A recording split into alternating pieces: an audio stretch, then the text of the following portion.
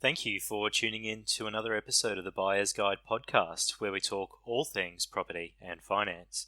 My name is Peter Mastriani, the founder of the Buyer's Guide, and I recently had the pleasure of sitting down with Jacob O'Neill from Complete Property Solutions.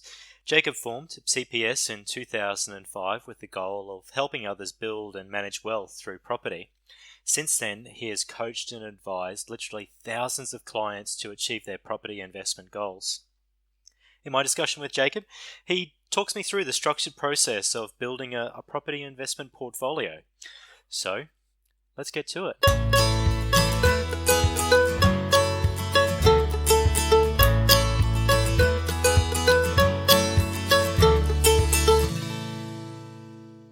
Jacob, thank you very much for joining us on the podcast. I'm really excited to have you on the show. CPS Property is certainly a high caliber property investment firm, and I've always enjoyed our conversations that we've had, particularly around how you help your clients grow a property portfolio. So thank you very much for joining us on the show. Thanks very much, Peter. So on that point, property is, a great conversation that is had by many individuals over the barbecue or in professional contexts such as you and I. What do you think motivates most individuals to, actually start investing in residential property? I think one of the key things that we find that constantly comes up is just trying to obtain that financial freedom. Trying to create wealth and sort of looking after the family, and that for many different people happens at different stages of their life. But that key concept of retiring comfortably and having enough wealth for you and your family seems to be the main motivating factor. Also there's some people that come in and just want to stop work at a certain age or are unhappy with their current work situation, so they want to improve their financial position, and a lot of people tend to use property to do that. So there's some of the things that we find. Do you think it's because people understand property on the basis that they grow up in a dwelling, they can see it, it has that physical presence, they can drive by it, and they consider it as a safe investment vehicle? I think that's definitely one part of it, and I think it's also because it is, as you say, it's tangible. People have all been in a house, or they've lived in a house, or they know someone that has a house, and everyone has ideas around, how to add value to a home and how to improve things. Whereas, obviously, with the share market and other investments, it's very hard to do that. That's usually left in the hands of a corporation or its shareholders. But property is something that you can that's tangible. You can get involved in it, and everyone loves it. We find that most people love talking about property. So if it's down to your finances or trying to improve your fitness or your health, I guess, or looking at things from a faith or a family perspective, being the four F's of motivators of why people may invest in property.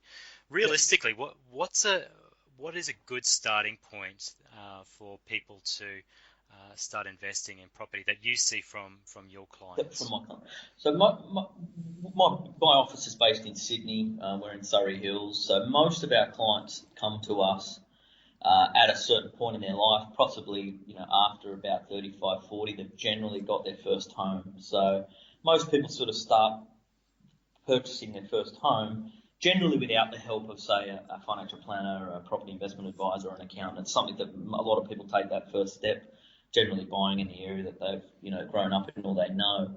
It's what they do after that. Once they've got some equity and they understand, or they want to understand how to release that equity, how to recycle that equity, and how to then get to that first investment property, second, third property, and that's generally when they come to see a professional or seek advice, and that's the point we see those clients.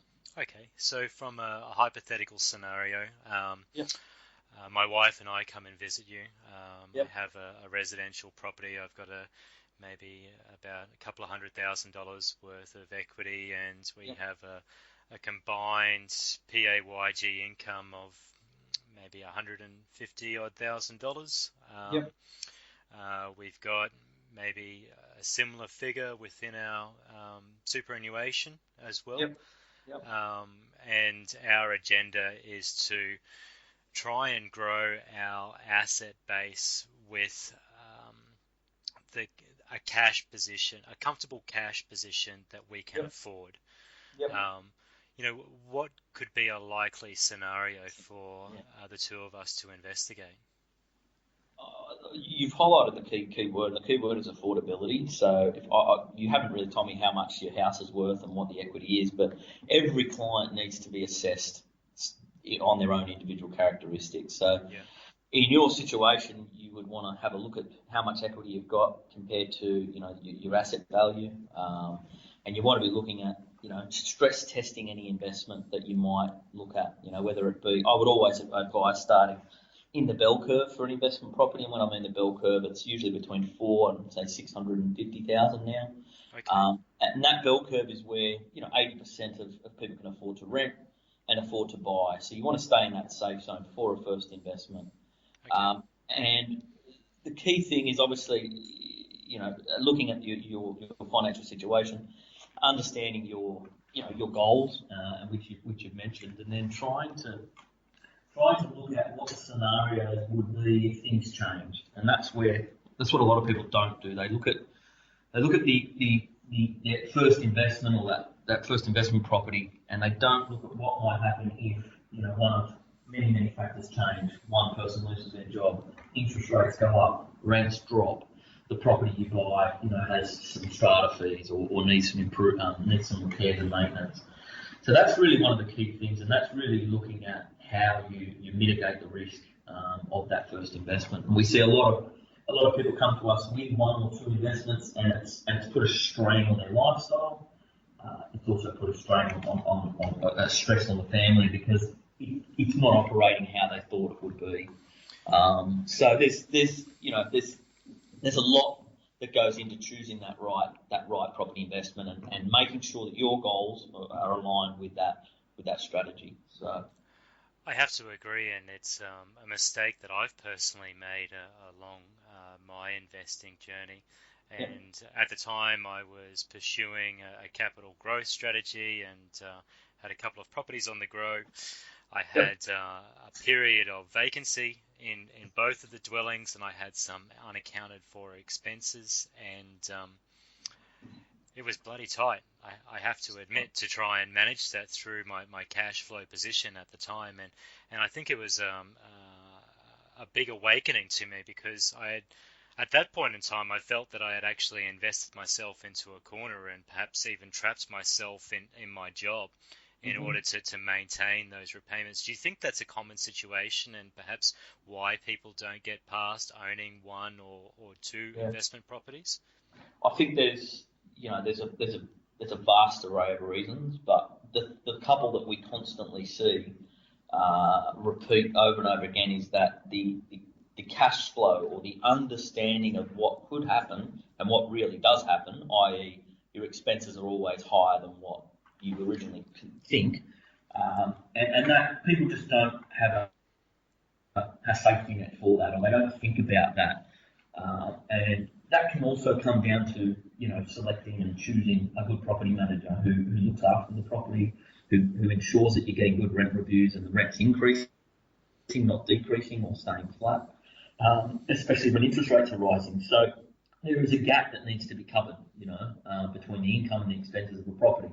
And it's just something that people do not give enough consideration to. They keep looking at the growth. I'm going to make heaps of money. I'm going to, if I buy here, I'll get, in Sydney, obviously between 2011 and 13, everyone made money. That's not going to happen again. So you can't invest on the past. You've got to look at, where you are today, what your situation is, and what is likely to change. And even clients, when they, some of them I know in the past have bought off the plan, and then they may go on a huge holiday, and then it comes up to settlement. They forgot about the stamp duty, and just Yeah. little things that constantly happen where people, it comes back to that planning, that original strategy, that original fact find. And we urge all our clients to not even leave it in our hands. It's important that you know your own numbers, and everyone should know their own numbers, what they can afford, that they should seek guidance, but you've got to know your own numbers. You've got to know what you've got in the pipeline, what your plans are. Are you planning to have another child? Are you planning to buy a car? What are the things that your family are going to do in the coming years that might affect your current investments, and it's quite often hard as an advisor to get that all out in 1 or 2 or 3 meetings because everyone's life is evolving. So it's just important to stress test, to understand where the gaps are, to plan for, you've got to have a safety net or a plan in place that, if things do shift, that you're still going to be able to afford that investment. And that's where most people don't go to that second and third property because they have a bad experience and then they just sort of give up, and they don't, they're not actively involved in their investments and their strategy. So there's some of the things we find. There are many other factors as well. Okay. So looking at it from that perspective, what would be a suitable structure, or what are some common mistakes that you perhaps see with the individuals that you meet with that are easily avoidable to help expedite that growth?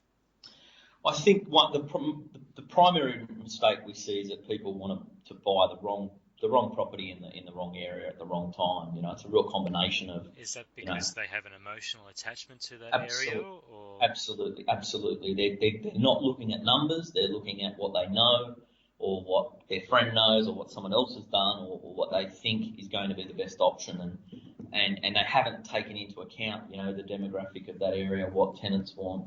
An investment property is different to a home, and so this is when you do pay for advice. I mean, paying for advice will cost you a lot less in the long run, but it's having that non-emotional view about property investment, looking at it from a numbers perspective, and yes, past performance can show us what might happen, but too often, we've got clients right now dying to get into the Sydney market, and it's like, well, the capital growth that we've just had, the 40-50% growth, it's just not going to happen in the next 3 to 5 to 6 years ever again. We're going to go through a period of protract, a lot lower growth. It's hard to crystal ball it, but people seem to want to invest after a growth phase, or as opposed to going, okay, well, if that's now moved, are there other areas, are there other options for me, other states or other types of property I should be looking at, given that this particular area has had a huge amount of growth. And so you really got to be non-emotional about it, and we find that is the key mistake. And most people come with already an idea of what they want to invest in, and that idea doesn't generally fit their strategy or their long-term goals. I have to agree with you. Most people that I see have an idea of where they want to invest because of their association or the image that they want to perhaps portray by investing in property as well. And that doesn't necessarily mean that it's an investment grade suburb or even an investment grade property within an investment grade suburb as well. Correct.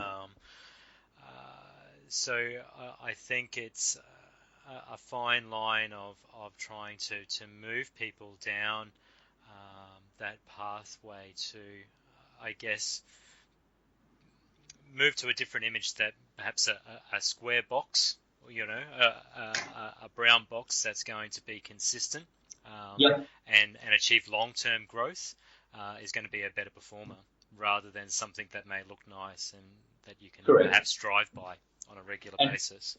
Or even trying to put all your eggs in one basket and buy that 2-bedroom unit, in Bondi worth $900,000 when you could really be buying 2 or 3 properties and diversifying your risk and getting a better return. Not that Bondi is a bad area to buy in, it's a fantastic area, but you've just got to look at the options and you don't want to stretch yourself. Too many people stretch themselves on that first investment. The yields or the cash flows aren't there. They run into a few issues, a couple of strata problems or whatever, if we're talking about apartments.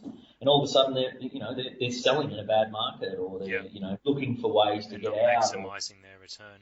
Correct. So investing in property needs to be done strategically. It needs to be done with a plan. And slowly, the markets move all the time. You don't need, it doesn't, and generally, if you're if you're investing in the area where you actually live, it's likely that that's probably not the best strategy. We've found in the past, there's always people that need to look up further than their backyard, for good opportunities. Okay. So to continue with this hypothetical scenario, first we've set the plan, we've worked out what a comfortable affordability position is, while still allowing for some fat for potential hiccups that may occur along the line. We've strategically purchased our first investment without overcommitting. We sit, and what are the next steps over the 3 to 5 year period?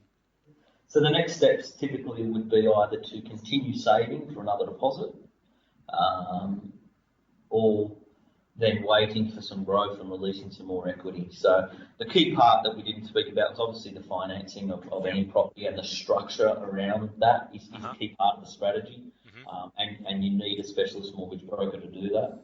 We obviously have those in-house, but everyone should, that is a crucial part of investing, is to, try not to cross-collateralise mortgages and things like that. Let's keep every investment, on its own.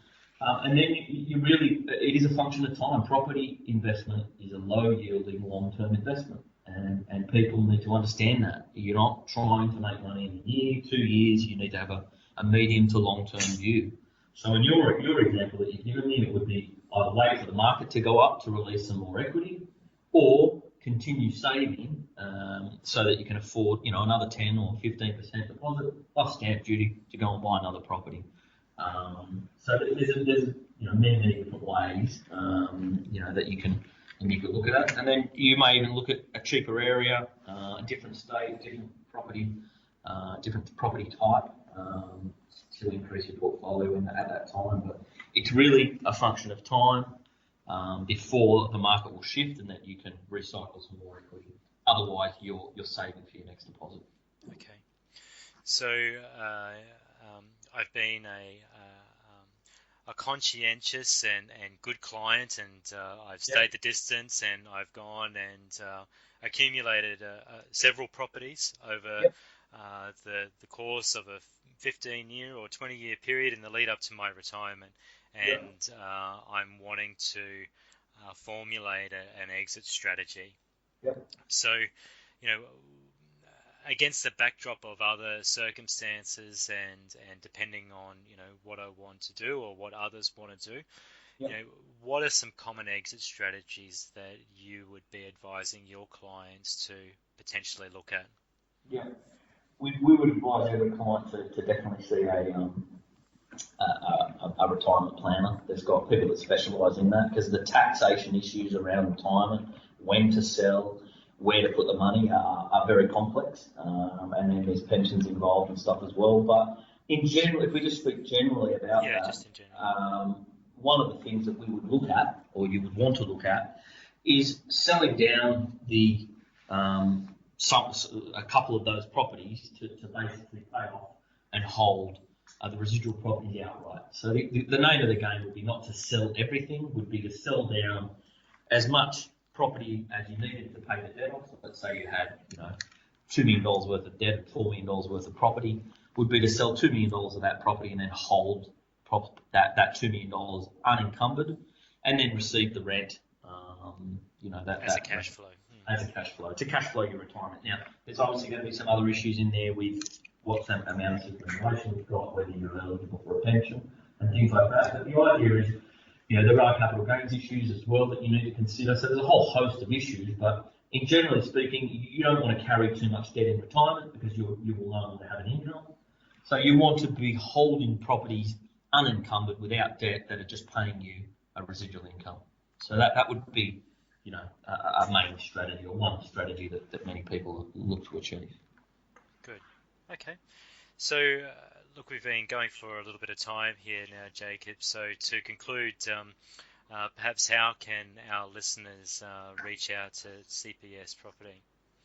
Yes, we're www.cpsproperty.com.au. We're all very, very active on LinkedIn under my name. And Jacob I have O'Neill, to. my business partner, Sean Ellis. I have Yep. to say that you are a prolific blog post writer as well. So if you are on LinkedIn, it's be sure to subscribe to Jacob's feed there. He definitely puts out a lot of good content on a very regular basis. So well done for that. We're just trying to keep everyone aware of what's happening, changes in laws, property ideas. We're talking to our clients and people that collaborate with us all the time about investing in property, and we want to share our thoughts and ideas so that people come to us lacking confidence and not knowing what to do, and it's our job to give them the confidence to invest and give them the skills and the knowledge so that they can invest with confidence and make the right decisions, and that's what we're here for. That's really good. And Jacob, just for clarity again, what was the website address again? I beg your pardon? www.cpsproperty.com.au. The CPS stands for Complete Property Solutions, and we just shortened it to CPS Property. And we're in Sydney. Very good. Look, really appreciate the guidance that you've been able to provide us for today, Jacob. And look, thanks for tuning in. Thanks, Peter. All the best. Bye-bye. Cheers. Bye-bye.